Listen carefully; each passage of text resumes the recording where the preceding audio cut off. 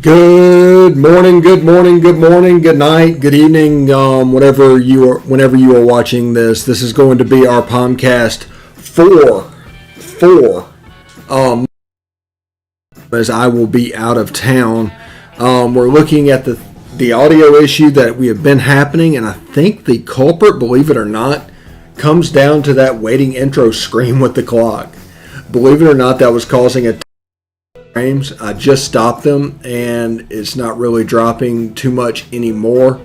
We could have some audio issues. We're going to get it fixed shortly. I mean, it's going to basically, whenever a coach is in something, they always talk about simplifying. So go back to basics. And we're going to work to figure out trying to isolate the problem and getting back to normal.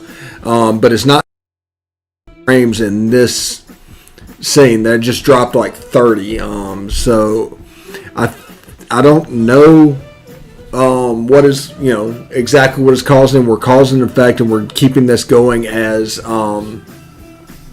needs to be. So just bear with us during the audio things. We're trying to figure it out and isolate the problem and figure out what we can do, what we can't do. Like, the whole goal is to try and break the machine.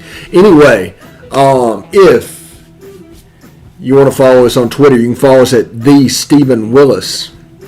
You can catch us on Facebook at facebook.com/POMcast. We're on YouTube at positivelyolemiss, and on Twitch at positivelyolemiss, all one word. So those are the ways you can catch the program. I do appreciate you joining us. Like I said, we're trying to simplify and fix the problem. We realized that the problem was going on, but we are fixing. Now we are also doing things like Ole Miss versus Texas is tomorrow. First pitch is moved to 2 o'clock Central, 3 o'clock Eastern. So you can catch the Rebs then on Flow Sports.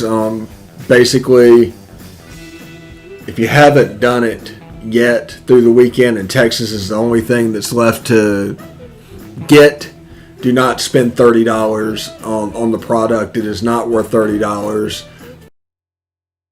like most people are doing. And basically just catch good old Ole Miss football, or Ole Miss baseball. Basketball dropped a must-win game to I believe they won by 12 or 13. It was a very, very bad game for Devontae Shuler. He kind of just didn't have it. There was a lot of balls going off his foot there. It just didn't look right. I stopped watching the game and flipped it over to the baseball game whenever Mississippi State banked a three-point shot to basically kill a run for the last time against Ole Miss, and then just expanded it out after we missed a couple of shots. But that is the Ole Miss game there. But Ole Miss beat TCU 8-3, I believe, or 7-3 Saturday night.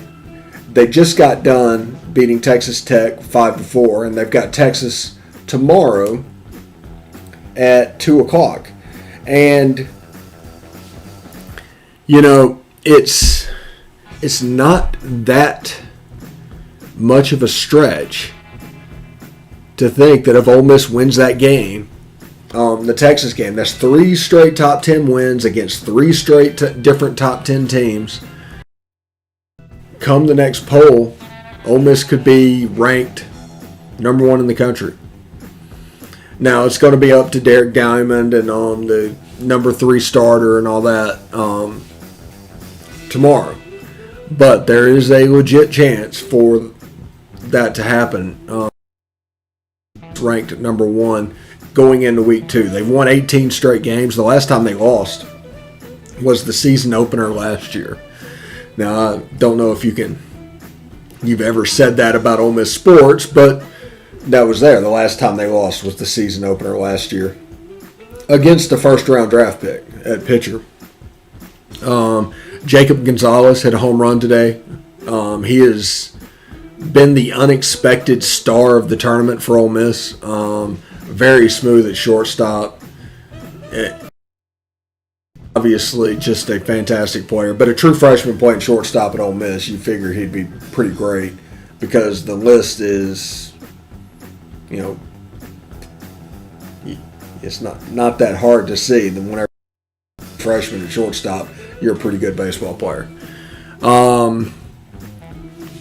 The drop frames are not nearly, believe it or not, at the level it was before. We're starting to get it figured out, starting to get it basically we're honing in on the culprit, and we've got about 85% of it, believe it or not, 85%. Now the intro, I like the intro. We need to figure out how to do that. So it may be just do a clock and just we'll build the graphics behind it in Photoshop with the same resolution instead of having like four or five elements in there at the same time, because obviously that was causing a problem with the broadcast. So I'm very excited. But that's what we have for Ole Miss. Obviously, also people running on Hayden Dunhurst is pretty folly at this point. I know you have to do it to keep the team honest, but when you can take that aspect of another team out, team that much more effective. It takes away aggressiveness on the base paths. So, it's very cool. Friday night or Saturday night, Doug Nikhazy didn't make it too. I don't think that's concerning. I think that's the fact that to that game, they didn't have a chance to practice and do all the things because of the ice and the stormy weather.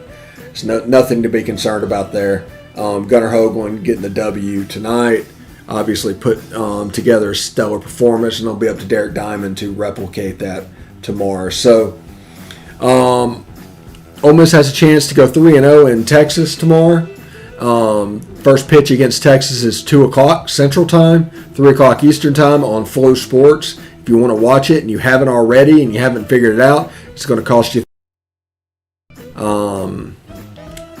And that's just a avenue that you have to decide is worth it. But I'm Stephen Willis. This will be